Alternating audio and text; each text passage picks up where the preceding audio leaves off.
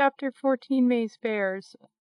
Look, the polar bears seem unhappy, Mom May said, pointing at the TV screen while watching a documentary about the endangered animals living in the ice capes.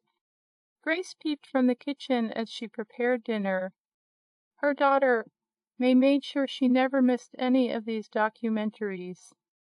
On May's part, she loved to pray for the animals who were severely affected by climate change, and on the other, she wanted her mother to do something about the helpless animals. Grace had wanted to lend her voice or start a campaign and create an awareness, but she was not a known figure. To her, it was a waste of time. Grace's sister, Laura, also visited, and she was patiently waiting for the meal. "Oh, I'm famished," she grunted, still glued to the TV. "What do you want Mommy to do?"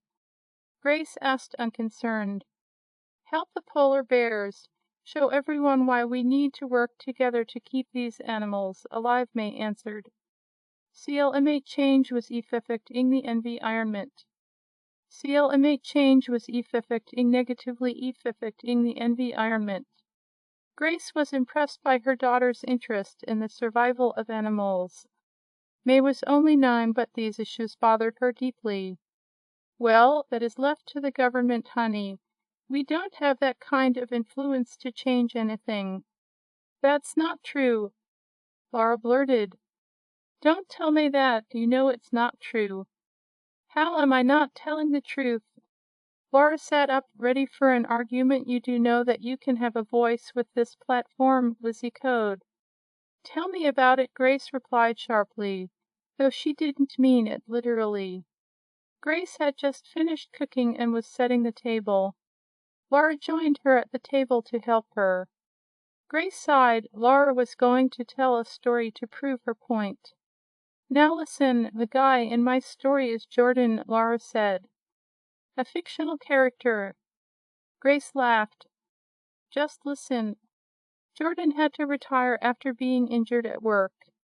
He decided to become a day trader, which is trading in stocks all day. And he became really good at it because he followed new trends in the stock market. As he advanced and became more skilled in trading, he decided that in the long run he would have to teach more people how to trade in stocks and make a passive income.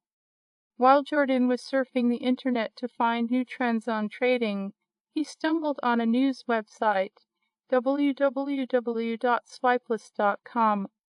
His attention was captured when he saw the news about stock traders who got noticed by the government. These guys got together, put up their funds, and bought stocks. They became very successful from trading, and that was how they became so influential in buying the stocks that they wanted.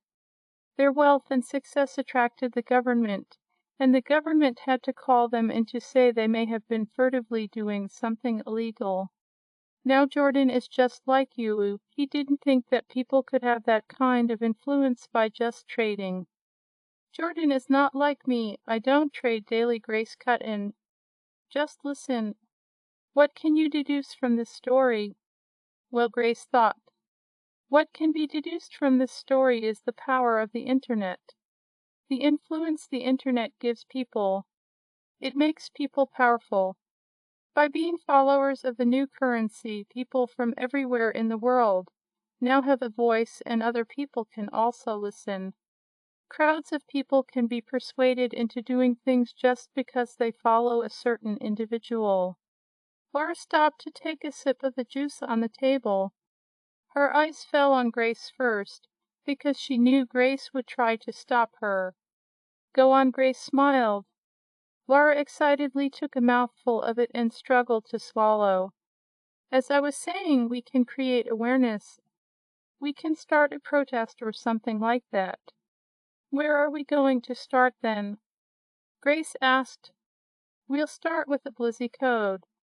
There we can effectively create much awareness, while retaining the dimension and still reach a greater audience to support our cause. We will be able to have one voice. We can get people to sign climate change petitions, and we will do so without much cost. Grace looked back at the documentary. She had always wanted to be part of a positive change. This was an opportunity to get her voice out there and do something about their dwindling climate. Blizzy Code. She asked, "Yeah, we can put our message out there using a Blizzy Code." "Wow, this is great news," she said as she sat down. "Honey, come and have dinner." May immediately joined them as Laura passed the turkey. Blizzy Code is like a gun. In the right hands it is good, whereas in the wrong hands it's controversial. With great power comes great responsibility. Hey, Lexa, what is the best way to deliver a message?